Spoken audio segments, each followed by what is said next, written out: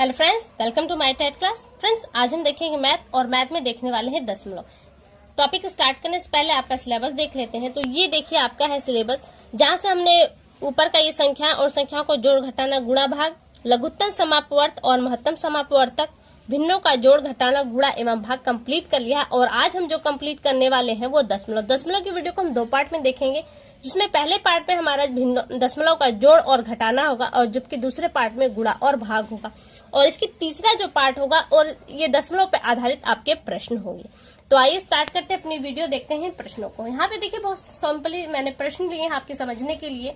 आपके एग्जाम में भी जो प्रश्न आएंगे वो बस इसी तरह से लिखे होंगे, वो एमपी वर्ग का हो, यूपी वर्ग का हो या किसी भी स्टेट का हो या सीटेट हो, आपके प्रश्न ऐसे ही आते हैं। क्योंकि ऐसा नहीं है कि मैंने एग्जाम नहीं दिया, मैंने भी एग्जाम दिया है, मेरा भी एग्जाम क्लियर है और प्रश्न किस तरह के आते हैं वो मुझे भी आइडिया है।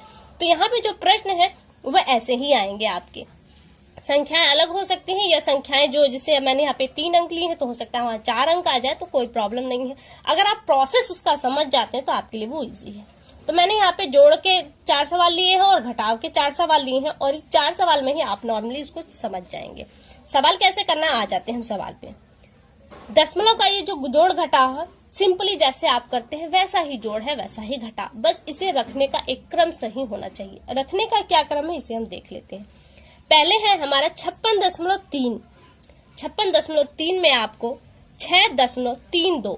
देखिए इसे हम 6.32 नहीं पढ़ेंगे, ये पढ़ने का क्रम गलत हो जाएगा। इसे हम पढ़ेंगे 6.32।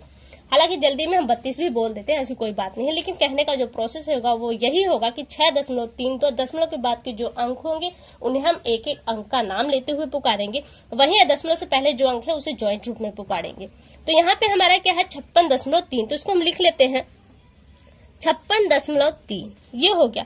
और अब देखिए जो अगला डिजिट उतारना है यानी कि 6.32 जो हम उतारेंगे उसका शर्त ये होनी चाहिए कि दशमलव का जो अंक है, दशमलव जो है वो दशमलव के नीचे ही होना चाहिए।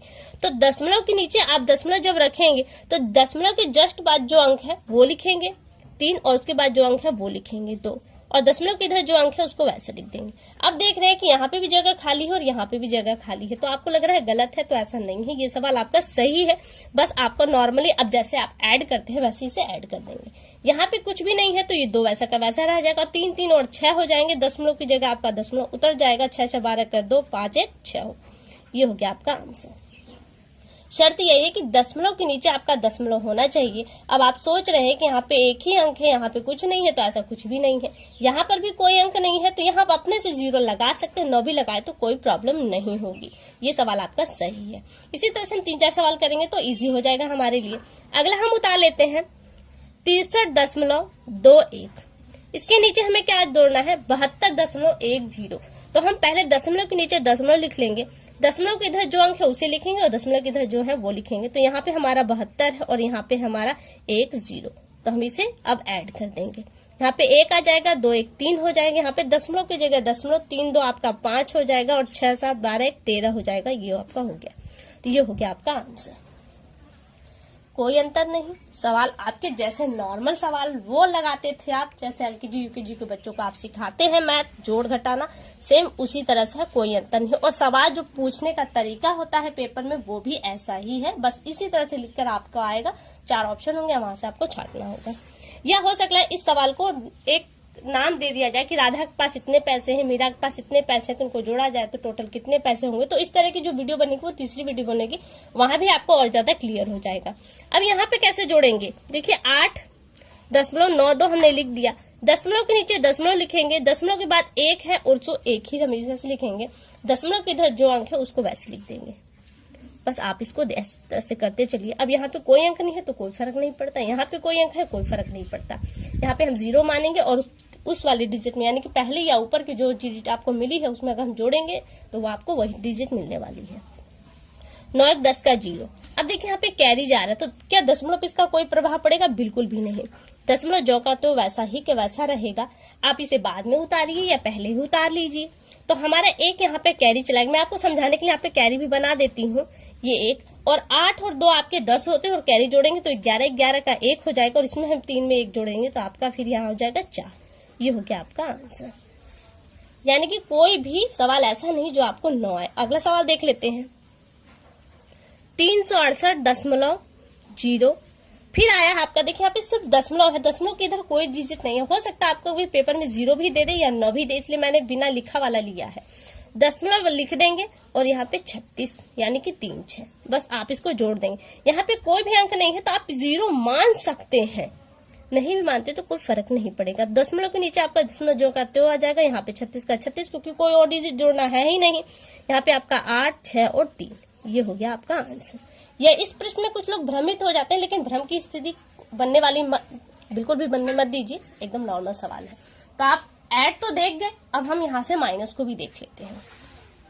माइनस भी मुश्किल नहीं है, इसी तरह से माइनस का भी सवाल है। पहले आप क्या करेंगे, वैसा का वैसा उतार लीजिए, दशमलव के नीचे आपका दशमलव चला जाएगा, फिर जो अंक वैसे हैं वैसे ही उतार देंगे।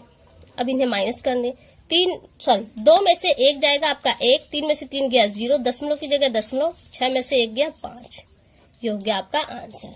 दूसरा सवाल लगा लेते हैं, पेपर में भी आपके यही आएगा, 89.4 माइनस आपको क्या करना है, दशमलव के नीचे पहले दशमलव लगा दीजिए, यहाँ पे 2 और यहाँ पे 1 4, इसे माइनस करेंगे। अब देखिए यहाँ पे थोड़ा सा कंफ्यूजन हो रहा होगा कि यहाँ तो है ही कोई नहीं डिजिट, तो हम 4 में से 14 को कैसे घटाएंगे। तो यहाँ पे हम 0 अपने से रख लेंगे, क्योंकि दशमलव के बाद, ये पॉइंट ध्यान दीजिए कि दशमलव के बाद अगर हम 0 बढ़ाते हैं तो उसका मान बढ़ जाता है, इस दशमलव का मान बढ़ जाता है। जबकि दशमलव के इधर यानी कि कोई अंक है, मान लीजिए यहाँ पे 8 है, अगर 8 के इधर हम 0 लगाते हैं तो इस 0 का कोई मान नहीं होता, लेकिन यहाँ पर 8 है और इस 8 के बाद हम 0 लगाते हैं तो इसका मान बन जाता है। अब वहीं पे दशमलव के इधर जो अंक है उसके बाद अगर दशमलव और 8 के बीच में 0 बनाते हैं तो इसका मान बन जाता है। वहीं 8 और दशमलव के बीच में यहाँ 0 बनाते हैं तो इसके मान में भी काफी फर्क पड़ता है। ठीक है, तो यहाँ पे हमने अपने से 0 लगा दिया। अब टोटल डिजिट देख लीजिए, 40 में से 14 घटा दीजिए या फिर यहाँ पे कैरी ले लीजिए, 10 हो जाएगा। 10 में से 4 घटाएंगे तो आपको मिलेगा 6।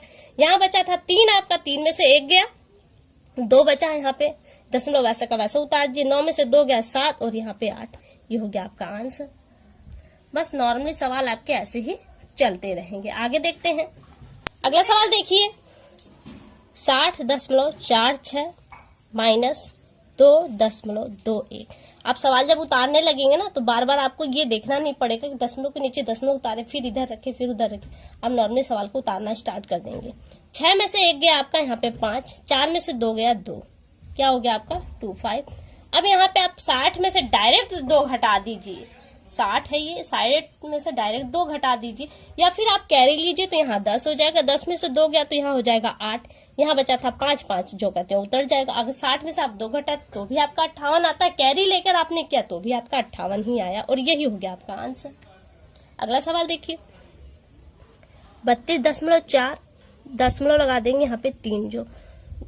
अब देखिए यहाँ पे भी थोड़ी सी कंफ्यूजन बढ़ रही है। लोग सोचेंगे कि यहाँ तो मान लीजिए ऊपर आपने सवाल में समझ लिया था, यहाँ पे हमने जो लगा दिया कि आप यहाँ पे 0 लगा देंगे, सवाल को सॉल्व कर लेंगे। लेकिन अब यहाँ कुछ भी नहीं है तो कोई भी घबराने की बात नहीं। सवाल अक्सर एग्जाम में इसी तरह के पूछे जाते हैं ताकि आप फंस जाए। तो आप क्या है, इसको यहाँ पे 0 अपने से मान लेंगे क्योंकि कुछ है नहीं। आपने जैसे यहाँ पे 6 में से क्या घटाया, कुछ भी नहीं, तो यहाँ इसके नीचे कुछ भी नहीं है तो आप कुछ भी नहीं घटाएंगे, यानी कि 0 का 0 रह जाएगा। तो यहाँ क्या होगा, 40 में से आप 32 घटा देंगे तो क्या आएगा, आपको 8 मिलेगा। अब एक पॉइंट और ध्यान दीजिएगा, यहाँ पर मैं यहाँ पे इसको अलग से लिख लेती हूँ, 0.40 और 0.32। अब यहाँ पे क्या होगा, अगर कुछ लोग डायरेक्ट घटाते हैं 40 में से 32 तो उनकी लगेगा 8 आएगा, 8 उन्होंने लिख दिया 0.8, लेकिन 0.8 नहीं आएगा। ये पॉइंट ध्यान दीजिएगा, लगाने का प्रोसेस अलग होता है। दशमलव के बाद अगर 8 आता है तो वो 8 नहीं जबकि वो 80 होता है। लेकिन अगर आपको 8 लिखना है तो 0.08 लिखेंगे तब ये 8 माना जाएगा। यानी कि 40 में से अगर 32 आप घटाते हैं तो आपका क्या आएगा 0.08। कैसे, एक बार ऐसे भी करके देख लीजिए। 10 हो गया, 10 में से 2 गया 8, यहाँ पे बचा 3, 3 में से 3 गया 0। आपका यही आएगा, ये नहीं आएगा, ये गलत हो जाएगा। आगे यहाँ पे देखिए, हमने यहाँ पे घटा दिया, यहाँ पे 2 है, यहाँ पे 3, बाकी अंक आपके वैसे के वैसे ही रह जाएंगे। ये हो गया आपका आंसर। तो फ्रेंड्स देखिए आपने दशमलव का जोड़ और घटाना कितना इजी है। इसी तरह से दशमलव का गुणा और भाग है, नॉर्मली सवाल है, सिर्फ उसमें दशमलव को रखने का क्रम आपका सही होना चाहिए, बाकी आपके सवाल सही है। तो फिलहाल के लिए केवल इतना। अगली वीडियो आपसे फिर मुलाकात होगी, तब तक के लिए नमस्कार।